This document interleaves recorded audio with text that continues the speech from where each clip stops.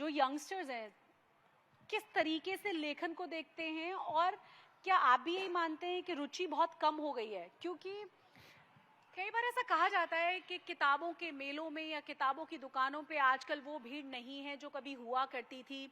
हमारे जो बच्चे हैं, जो यंगस्टर्स हैं, वो इतना ज़्यादा इंटरेस्ट नहीं ले रहे हैं किताबों के भीतर। मैं दोनों का एक एक टेक लेना चाहूँगी, आप लोग क्या सोचते हैं? क्योंकि मुझे कई बार ऐसा लगता है, मैं कई सारे ऐसे लोगों से मिलती हूँ जो बहुत खुशी खुशी पढ़ते हैं, बहुत बेहतरीन पढ़ते हैं और यंग हैं, मेडिटेशन की बात करते हैं, कुछ अच्छी पढ़ाई की बात करते हैं। जी, आपसे शुरू कर लेते हैं नीलोत्पल। बात है कि आपने शुरुआत ही इतनी घातक कर दी है। कलेजा तार तार करने वाला आपने प्रश्न पूछा है और आपने ये अंदेशा जताया है कि किताबों के पाठक नहीं है, खास करके युवा। जी। अभी बगल में स्टेज नंबर 1 पे भोजपुरी के स्टार गायक परफॉर्म करने वाले हैं, उसके बावजूद ये युवा यहाँ पर बैठ के हिंदी की किताबों पर सुनने के लिए बैठे हैं। ये बताता है कि युवा अपने समय के साहित्य को लेकर कितना गंभीर है। बिल्कुल, एक बार खुद के लिए ताली बजा दीजिए फिर से। और हम जो दो लेखक यहाँ पर बैठे हुए हैं, मैं नीलोत्पल मृणाल और मेरे साथ हमारे भाई दिव्य प्रकाश दुबे, हम लोग दोनों हिंदी के एक ऐसे लेखक हैं जो लिखने के अलावा और कुछ नहीं करते हैं। मतलब हम लोग ऐसा नहीं है कि दिन भर खटनी मरनी करने के बाद समय निकाल के एक दिन लखनऊ आए कि आज हम लोग किताब पे बात करेंगे। हम लोग फुल टाइम राइटर हैं और हम ये जानते हैं कि हिंदी में पढ़ने वाले युवाओं की संख्या इतनी ज्यादा है कि अब कोई हिंदी का लेखक कभी भी पाठक के अभाव का रोना नहीं रोएगा, ये आश्वस्ति ये युवा देते हैं। मेरा यही मानना है और हम लोग इसको देख रहे हैं। ग्रेट।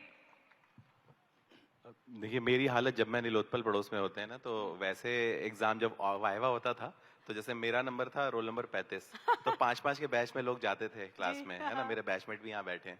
तो क्या होता था, जैसे वो आता है एक्सटर्नल वाइवा वाला आया, उसने पूछा कि बताइए, तो जितने सही जवाब हो सकते हैं उस सवाल के, वो 34 नंबर रोल नंबर तक हो चुके होते थे।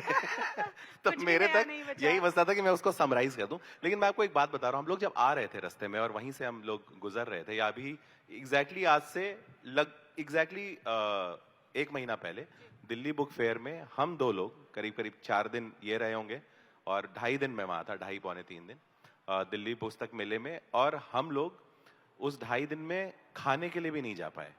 इनफैक्ट हम लोग वॉशरूम भी नहीं जा पाए। उसमें वॉशरूम भी जा रहा है तो कह रहा है सर हमें निकलना है, जरा आप साइन कर दीजिए, है ना। तो ये चीज ये अनरियल है। जब मैं बताता हूँ या जब भी सोचते हैं, हम भी शाम को जब इतना थक चुके होते हैं लोगों से मिलकर। इनफैक्ट एक बहुत ही आपको किस्सा ऐसा बताता हूँ कि क्या हो रहा है कि एक व्यक्ति आया, वो क्या है कि 20 मिनट वेट कर रहा है, वो लाइन लगा के वो कर रहे हैं वेट। तो मैं और कुछ लोग परेशान भी होते हैं क्योंकि लाइन लगाना मतलब अपने ईगो को थोड़ा हर्ट करना भी है ना। क्योंकि भाई आप किसी के लिए लाइन लगाएं, हम लोग उस दौर में हैं जहां से रिट्वीट भी जबरदस्ती नहीं करा सकते आप किसी से। तो मैं उनको यही बोल रहा था, मैंने कहा आप 20 मिनट से लगे हुए हैं, हम लोग 13-14 साल से वेट कर रहे हैं इस 20 मिनट का, है ना। तो वो एक व्यक्ति आए वहाँ, एक डॉक्टर साहब। अब उन्होंने कहा कि मैंने कहा, और मैं किसी जब कोई आता है तो हम पूछते हैं, जैसे हम लोग क्या है ना, लेखक बाद में, हम लोग मोहल्ले के वो लड़के पहले जो गलती से राइटर हो गए। कि जो लगता है ना कि ये लगता नहीं था कि ये राइटर हो सकते हैं, हमारे बीच का कोई व्यक्ति हो गया। हम लोग वैसा नहीं है ना कि बड़ा इंटेलेक्चुअल होकर ऐसे बात करें और बड़ा वो बौद्धिक आतंकवाद फैलाएं। तो वो एक व्यक्ति आए, उन्होंने बोला कि अरे सर, मैंने कहा आपको कैसे पता चला, मेरठ से आ रहे थे? तो उन्होंने कहा कि सर मैं तो सर्जरी करता हूँ। जब सर्जरी कर रहा था तो एक किसी का ऑपरेशन जब होने जा रहा था तो उसने कहा सर मुझे होश तो आ जाएगा ना। तो हमने पूछा नहीं होश तो आ जाएगा, इतना सीरियस नहीं, लेकिन आप क्यों कह रहे हो ऐसा? तो कहा सर मेरी वो आधी बुक हुई है अक्टूबर जंक्शन, बुक आधी हो पाई है अक्टूबर जंक्शन, मुझे पूरी करनी है लौट के। कहते जब मुझे ये पता चला कि एक सर्जरी में कोई आदमी जा रहा है और वो हिंदी किताब कोई पढ़ने की बात कर रहा है, कहते सर उस दिन मैंने ऑर्डर की और वो मेरठ से केवल इसलिए मिलने आए थे। तो वो जो चीज है ना, ये एग्जैक्ट 15 साल पहले शायद सच नहीं था। कुछ पल वाकई में बहुत दिल को छू जाते हैं, हमेशा हमेशा के लिए याद हो जाते हैं। तो ये तो हम लोग के लिए कम से कम सवाल नहीं है कि पाठक कम हो रहे हैं। इनफैक्ट हम लोग जब शुरू हुए थे पढ़ना कॉलेज में, तो हम लोग जैसे देखते थे कि अंग्रेजी के जो नंबर हैं इस देश में बहुत ज्यादा थे, लेकिन अब अगर आज की डेट में उसको डेटा कोई ले तो वो रिवर्स है। आप अगर देखिए अंग्रेजी में जो लेखक हम पैदा हो रहे थे जब, वो आज की डेट में कहाँ है, वो लोगों के लिए, और मैं पूरे विश्वास और यहाँ पे जो हम लोग के पाठक बैठे हैं उनके विश्वास के साथ बोल सकता हूँ कि वो लोग 2.5 दिन दिल्ली पुस्तक मेले में 3 दिन खड़े होकर दिन भर साइन नहीं करेंगे, इतने लोग नहीं आएंगे उनके पास। और वो आ रहे हैं तो इसलिए आ रहे हैं ना क्योंकि उनको लग रहा है कोई हमारे बीच का लेखक बन गया है और कोई बात हम उनकी कह रहे हैं। और आप बहुत बेहतरीन तरीके से कनेक्ट कर पाते हैं तब, चाहे वो सोशल मीडिया का दौर हो, किताबों का दौर हो, या फिर उससे भी पुराने दौर की हम बात कर लें, जब आप किसी और की बात कह रहे होते हैं और जब आप दूसरे की बात कहते हैं तो आप बहुत अच्छे से कनेक्ट कर पाते हैं। नीलोत्पल, अभी तक की जो जर्नी रही है आपकी, और जब हम हिंदी में फिक्शन की बात करते हैं तो आप कितना परिवर्तन देखते हैं और आपके हिसाब से कितनी चीज़ें बहुत अच्छे दिशा में बदली हैं? किस लिहाज से पूछ रही हैं? मैं ओवरऑल फिक्शन के लिहाज से, पढ़ने के लिहाज से, समाज में प्रभाव डालने के लिहाज से। नहीं, साहित्य का प्रभाव तो समाज में हमेशा से बहुत ही महत्वपूर्ण रहा है। सवाल यह है कि हमारे समय का युवा अपनी कहानियों के विषय कहाँ से निकाल रहा है, ये बड़ा महत्वपूर्ण है। तो हम जब भी युवाओं की बात करते हैं ना, तो हमें लगता है कि युवा केवल दिल के टूटने पर ही व्यथित होता होगा। Very true. लेकिन यही युवा है जो ग्लेशियर के टूटने पर भी सोच रहा है, यही युवा है जो समाज के टूटने पर भी सोच रहा है, यही युवा है जो परिवार के टूटने पर भी सोच रहा है, यही युवा है जो रिश्तों के टूटने पर भी सोच रहा है, यही हुआ है जब देश में लोकतांत्रिक मूल्य टूटेंगे उस पर भी ये चिंतित होता है, यही हुआ है जब आपका गणतंत्र क्षतिग्रस्त होगा तो युवा चिंतित होता है। तो ये युवा अपने समय देश काल पर जब विचार विमर्श कर रहा है, तो चाहे नीलोत्पल मृणाल हो या दिव्य प्रकाश दुबे हो, दिव्य प्रकाश दुबे यार पापा जैसी किताब लेकर आएंगे जहां रिश्ते टूटने की बात पर मलहम लगाई जाए, पट्टी बांधी जाए। मैं औघड़ जैसी किताब लेके आऊंगा जहां पर एक बीहड़ गांव है, उसकी राजनीति है, वहां की एक दुनिया है। मैं विश्वगुरु जैसी किताब लेकर आऊंगा।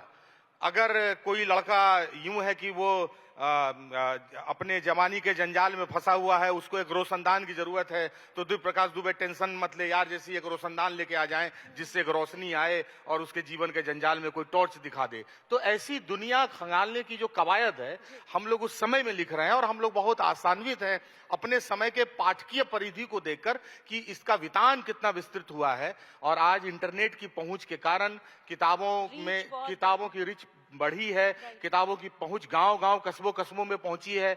यहां तक कि जो क्लासिकल जिसको हम कहते थे, जिनके पाठक मिलते नहीं थे, जो इस दुनिया में नहीं है, जो लेखक और उनके प्रकाशक रोते थे कि किताबें नहीं बिकती हैं, आज वो क्लासिक्स जो है युवाओं के हाथों में आपको दिखते हैं। और आज अब जितना गोदान आज पढ़ा जा रहा है, दीवार में खिड़की जितनी आज पढ़ी जा रही है गुनाहों की देवता, किसी समय में नहीं पढ़ी जा रही थी। ये है युवा, ये पढ़ रहा है अपने समय को। और जो सजेशंस हम देखते हैं सोशल मीडिया के बारे में, क्योंकि दिव्य प्रकाश जी अभी शायद इस बात से सहमत होंगे, हम सोशल मीडिया के बारे में बहुत बार कहते हैं कि बहुत बर्बादी है, नो डाउट डिस्ट्रैक्शन बहुत ज़्यादा है, लेकिन कई बार मैंने देखा है कि युवा उसको बहुत बेहतरीन तरीके से भी इस्तेमाल कर रहे हैं। जिस गोदान की आप बात कर रहे हैं, जिन जिन किताबों की हम बात कर रहे हैं, ढेर सारे बहुत ही खूबसूरत सजेशंस होते हैं जिसके बाद लोग किताब खरीदते हैं और पढ़ते हैं। मतलब अगेन वही है कि आप चूज करिए कि आपको चाहिए क्या जीवन में, कितना जहर चाहिए दवाई के लिए, मरने क्योंकि सोशल मीडिया डिजाइन भी ऐसे ही किया जाता है ना कि आप अगर मैं मजाक में नीलोत्पल को और अपने दोस्तों को बोलता हूँ कि जैसे अगर आप एक दिन सुबह उठिए, जैसे आदमी जब सुबह उठता है तो अपने पड़ोसी जो जिसके साथ सो के उठा था उसकी तो शक्ल देखता नहीं, जाता है वॉशरूम में मोबाइल देखता है ना। तो जब वो जाता है मोबाइल देख रहा होता है, अगर वो मोबाइल केवल ऑन रहने दे अपना और केवल ऐसे बस उंगली चलाता रहे, अपना उंगली घिसता रहे उस पर, और दिन भर में अगर 10-12 घंटे केवल वो रील देख ले, तो उसको इतना ज्ञान प्राप्त हो जाएगा फाइनेंशियल वर्ल्ड के बारे में, लाइफ के बारे में, अमीर लोगों की 5 आदतों के बारे में कि और एक्सरसाइज के बारे में, और क्या खाए कि आयुर्वेद से सही हो जाए, और क्या खाए कि मोटापा कम हो जाए, क्या खाए कि हार्ट अच्छा रहे।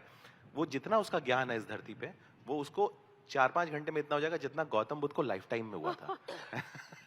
और बावजूद उसके 5 रील के बीच में एक ऐसी रील आती है जो आपको एकदम से बताती है कि ये जो रील स्क्रॉल कर रहे हो इसको यहाँ पे रोको और जाके ये किताब है ये पढ़ो, ताकि तुम असल में आप देखिए पूरे जितने भी मीडियम है इस दुनिया में, चाहे वो रील हो, चाहे वो ओटीटी हो, चाहे वो फिल्म हो, कोई भी चीज जो भी स्क्रीन पे है, जो भी जहाँ पे जब आप वो बंद करते हैं तो स्क्रीन काली हो जाती है।